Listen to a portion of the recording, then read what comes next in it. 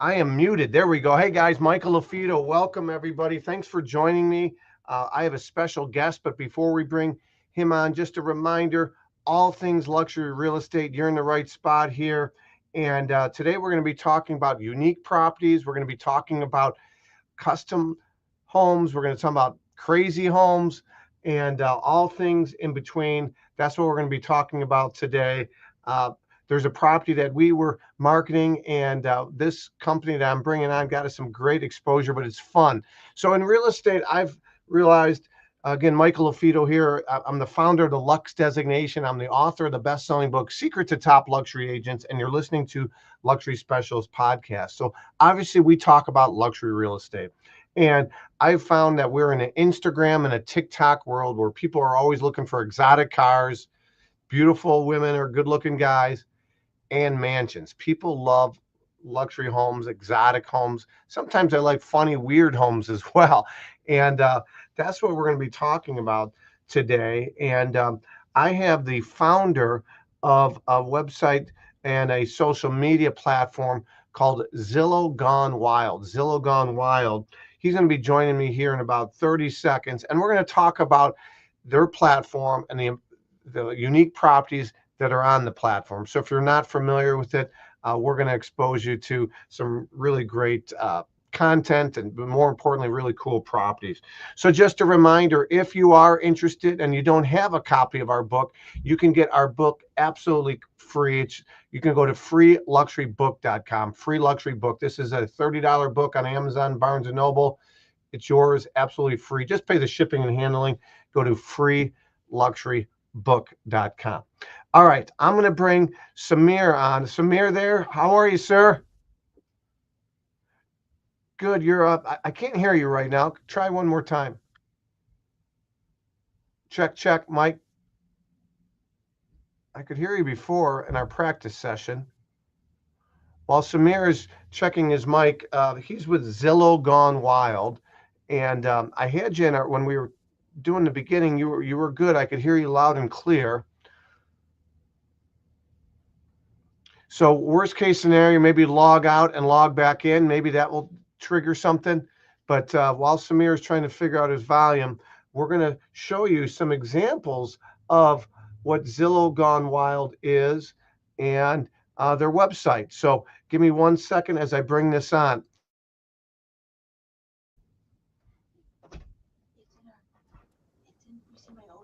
All right, so I'm going to show you one while he's doing that. And again, if you want to just log off and log back on, you certainly can do that too. Oh, yeah, let me try. Here we go. No, we're good.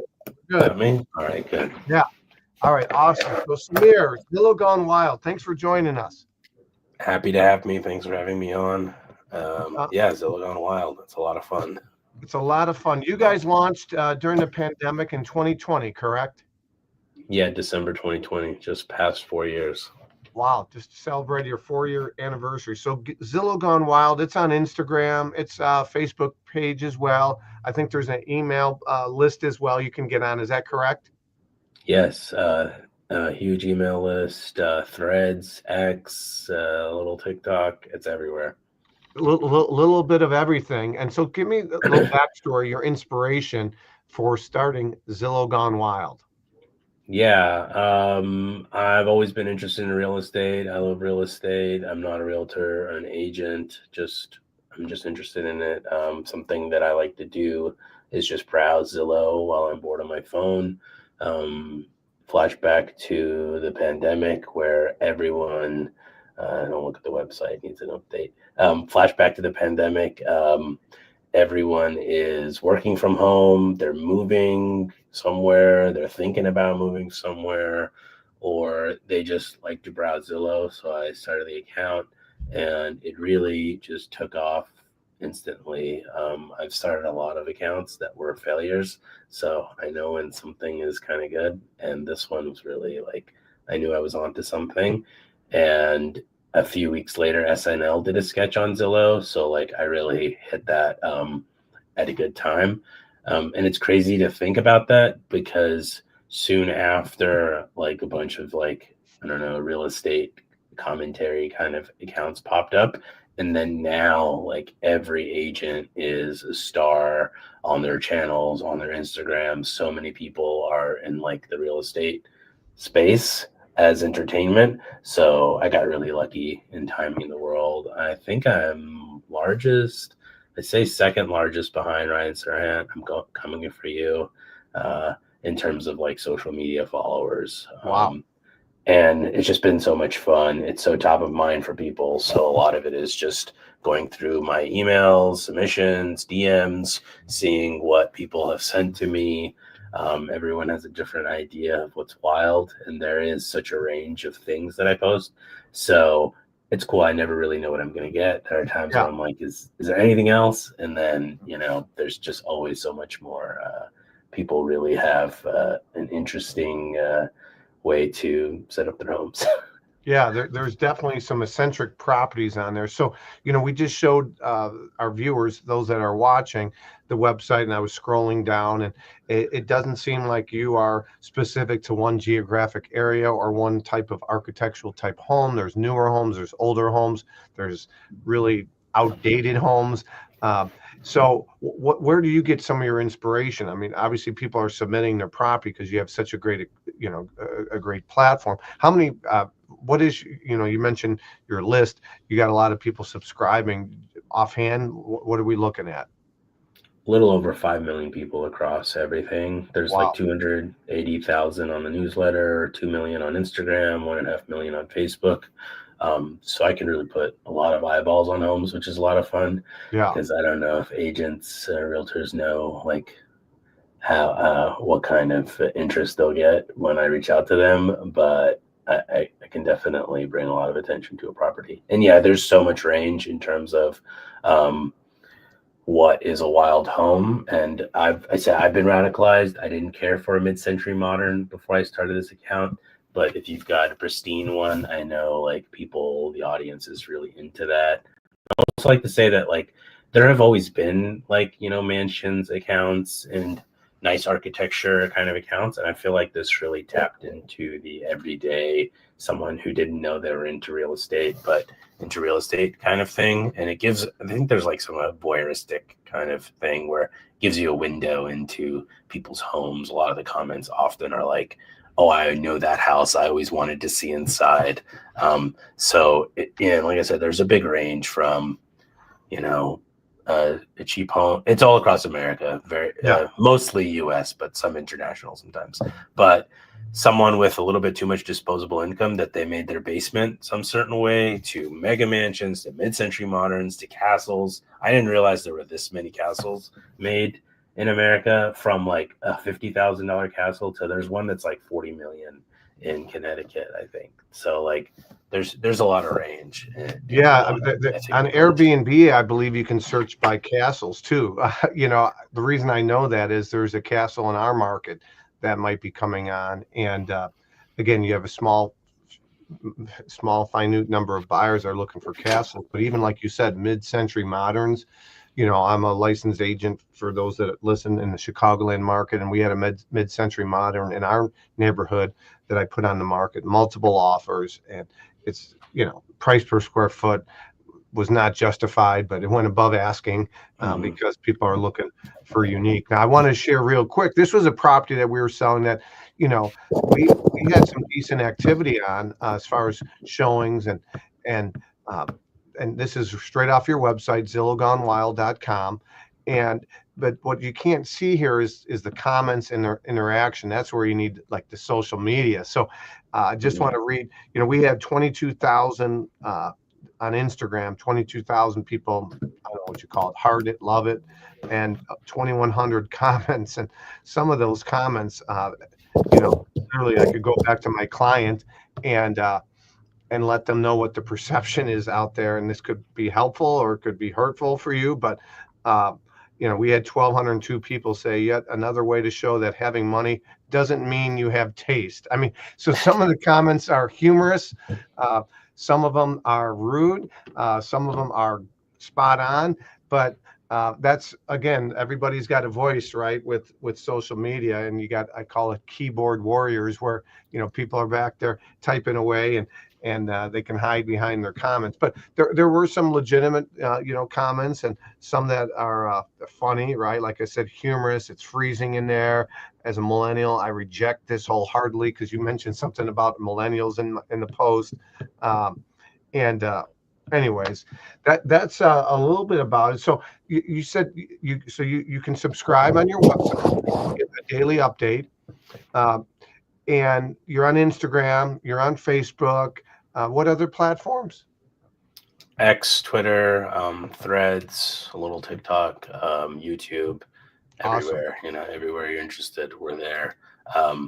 Yeah, you meant talking about comments. That's just the nature of social media. That there Sure. will always be haters. Yeah. They're probably not interested anyways, but comments are good for posts because they give you more reach and more eyeballs. So you just have to just kind of be strong about that and Yeah. ignore the Yeah. haters, because they will hate on a parent's post with their baby. So Yeah. you can't avoid them. But That's a yeah, I great. I've think. never heard anybody say that, but you're absolutely right. Steve Jobs says, if you want to make everybody happy, sell ice cream. But people are Mhm. going to hate on the number of flavors or the cone selection or whatever. There's always going to be on social media haters. That's a great Totally. point, Samir. Uh, Yeah, for sure. so, what's next for you guys? I mean, you cracked the mold. You're doing a great job in 2025. Are you rolling out anything uh, different, or no? Just, hey, continue to bring unique properties. All these properties are currently for sale. Is that part of the platform as well? Yeah, always something for sale. Maybe very rarely off Okay, market, but I really try to make it, something that's currently listed. That I sure. always link out to the properties, so people that are, want to go a step further will go and view it and check it out. So yeah, I mean, Are see you the are you a show. real estate agent? No, not an agent, just a fan, which I always say, I know how hard you guys work, and Yeah, it's nice that I can just do it for fun and yeah, not have to also sell homes and yeah. deal with showings and listings and clients and everything. So I'm just here for the fun of it. I was saying, like, the season 2, there's a show on HGTV called Zillow Gone Wild. It just got renewed.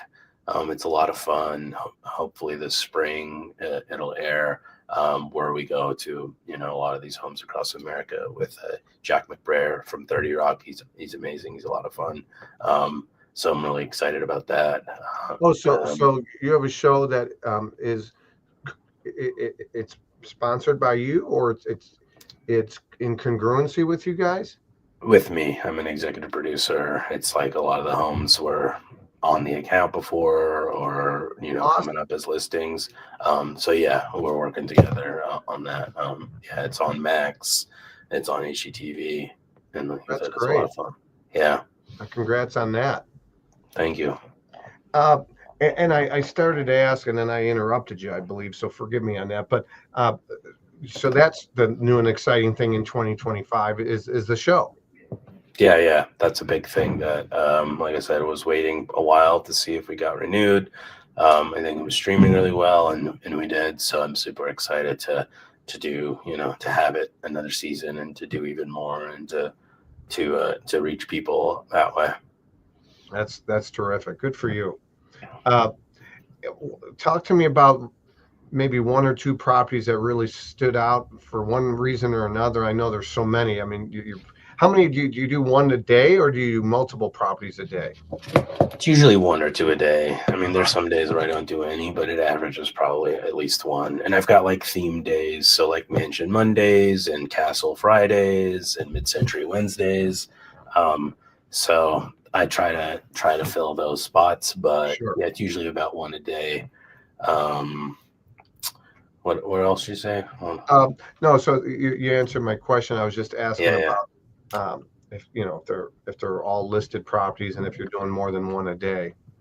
Yeah. It really depends on, like, late last year there wasn't a lot. Sometimes there's a ton of homes that are on the market. So it really goes in waves. It seems like there's a lot of mid-centuries popping up, so I'll try to get a lot of those on a Wednesday if I can. Mm-hmm. Yeah, this is the time, right? I mean, January, February, March, April. Those are the 4 months where you see more stuff popping on. Uh, you know, it is geographically specific, right? Some markets, whether it be primary markets, secondary markets, their sales season is a little bit different. Being in the Midwest and Chicagoland, January's hit or miss, but you see February, March, April, things really ramp up. I was talking to our stager. She stages all the really big, unique, multi-million-dollar homes in this area. And there's a lot of people, for whatever reason, waiting till March or April and in the Chicagoland market right now. But interested to see what some of our listeners are seeing firsthand. As always, you guys have any questions for me, if you're watching this live, you can type in no matter what platform. You don't need to download anything. Just type in the comment section a question for me, a question for Samir. If you email us, I'll put our email on there after the show. You're listening to it after the fact. You can send me an email, simply michael@marketingluxurygroup.com, michael@marketingluxurygroup, and we'll make sure we get that question answered for you, or we pass it along to Samir. So, here we are, as we're almost February. It's hard to believe. Out of curiosity, have you had many real estate agents contact you after the fact that something was highlighted with a success story? Like, hey, man, this guy saw it on Zillow Gone Wild, and he contacted me. Yeah, for sure. I mean, I always reach out to the agent to get permission and like photo rights and all that beforehand. Right. So they're always on board with doing it. It's almost always a yes. The no's come from usually like higher end homes where the buyers specifically don't want to do it. The sellers, you mean? Yeah, the sellers. Sorry, the sellers. Yeah. But what were we saying? Well, I was just saying, have you had any success stories? Oh yeah. It's sold homes. I know it's definitely like sold a bunch of homes. I know one, I had listed her house in Michigan, and then she had bought a house she saw on the account in Miami. So there's so many fun stories like that. Yeah. And it does reach, millions of people per home. So you could really, I say, like, you could get the most eyeballs here. So yeah. I hope more, people go to the Wall Street Journal or these other places for their listings. And I do notice more and more agents reaching out directly, which I love. If you've got an interesting home, a wild home that fits one of the categories, please send it to me. Please think about me, because I'm always on the hunt. And it's better if you're reaching out to me directly. That works out well. Yeah. Well, that's great. And again, the website is Zillow Gone Wild as well. And if you go there, and I'll pull it back up, if you go there, you'll notice it's not all mansions too. And that's the other thing, right? So many times, like you mentioned, there's these Facebook groups or whatever, and they're, homes of the rich or these mansions. And in your case, you're showing, you're showing some big houses, but not always, right? So this first one, and let me refresh this. So this is, again, I imagine your social media updates a little bit more frequently than the website. Is that fair to say? Yeah. I need more resources for the website. So it's not as daily as others, but the range is everything. I don't do hoarder houses, or it's never like someone that's down on their luck or something. It's usually someone that had a little bit too much disposable income and made some specific design choices and maybe never thought about resale. All right. Yeah. So this one, this is a very eccentric home, 589,000. Like you said, it's a lot of like, wow, were they maybe on something when they This guy was a tattoo artist. So okay. Yeah, it was cool. People will be like, I recognize this style. And yeah, this guy was a tattoo guy. So you can kind of overlay that to this, and it makes sense. As a real estate agent, this is like most real estate agents will just take the listing. But, when you are in a certain price point, or what we call a buyer's market, when homes don't sell as quickly and take longer, this would be this would challenge your skills to articulate to a seller why they want to tone things down and neutralize, right? For Totally. sure. Um, no, that's good. So again, the website is Zillow Gone Wild, but again, Instagram, Twitter or X, Facebook. Um, Now you're not doing any videos. Are there videos or no? Yeah, there's some video. I mean, there's YouTube and the TikTok, so I'll do like green screen, voiceover, and even post some reels and stuff. And I mean, so that's something that I'm doing more this year too, is getting out from my little office and going to visit some of these homes myself. I just saw a really cool one. We're releasing the video soon in Boca, but trying to do some more video, like original video around the listings is something I'm doing. And I've never sold listings like promo, but that's definitely something I'm like thinking about and trying to figure out the right way to approach. But that's also an option. But yeah, so there is video as well. And I want to say one other fun thing is that I notice people are kind of fishing for promo. You know, people are staging to go viral, which is kind of fun. Like there was a house with like a T-Rex blow up like costume that was in like every room, or like Bigfoot or skeletons, or like the first one was a dog years ago. So that's always kind of fun when to see that people are, you know, trying to stage for attention. I feel like that's kind of a new world. And sometimes it's like, come on, give me a little bit more effort. Sometimes It's we're like stretching a little too much. It's like I posted the T-Rex. I know people really like him too, but then someone did it like a few weeks later, and I'm like, come on, you gotta, you know, upgrade your creativity. Don't do the same thing. Yeah, it's funny. Yeah, on this podcast, I don't remember the episode number, but we had I interviewed two people. One was on the East Coast, and another was in Florida. The East Coast was a home that was for sale, and there was a stripper pole in the master bedroom, I think, and I mean, it was plain as day, and they didn't hide it. And it was, so I interviewed her on the podcast. She said, "Hey, what kind of bumping activity did that get you? Did it lead to, you know?" And then the other was in Florida, where they had basically underwear models. Same thing, like, you know, attractive woman, attractive guy. He's got his 6-pack abs, and you know, she's got basically not wearing a whole lot, and they're in different rooms, the laundry room. It was basically a vacant home, and you're seeing these two attractive people, and so obviously some people think sex sells, but I was like, hey, well, what kind of activity did this lead to? And you know, I picked their brain a little bit. So you're absolutely right. Some people are, you know, stretching the envelope a little bit, and creativity is good. I also remember actually somebody that I know was selling a rehab property in Tennessee, and he wrote on with like marker or spray paint on the kitchen wall, Epstein didn't kill himself. And so that thing got like millions of views, you know, within a week, just because it was big in the news at that time about Epstein. And so anyways, you're right. Creativity sometimes is not a bad thing. Other times it's like, what were you doing here? Totally. Yeah. I mean, I've seen somewhere it's like clean up the cups in the kitchen, do a little bit of work, but yeah, it's fun. Probably happens more in the smaller markets where they're trying to do something silly to get more eyeballs on a property, because it's probably harder to sell. Yeah. Well, good. Well, if somebody's got something they want to submit, what's the best way for them to do that? ZillowGoneWild.com/submit. There's a form there. That's the best. It comes to my inbox. You can, give me a link. I'm going to type that in. ZillowGoneWild.com/submit. All right. Perfect. So I just put that in the comment section. We got some people saying, great episode. Larry Rubino, my friend in Arizona. This guy's great. Arizona has my favorite house. What's that? Probably my most favorite house is in Arizona. Is that right? In Gilbert. Yeah. Gilbert. Yeah, it was $20 million.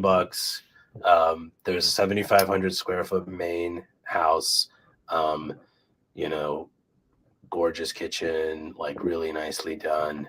The pool had the most jets you'll ever see, because the former owner was a Dodgers pitcher. So he wanted to like be able to like, rehab in the pool. Yeah, And there like was a 6,000 square foot man cave with a batting cage, dance studio, gym, kitchen.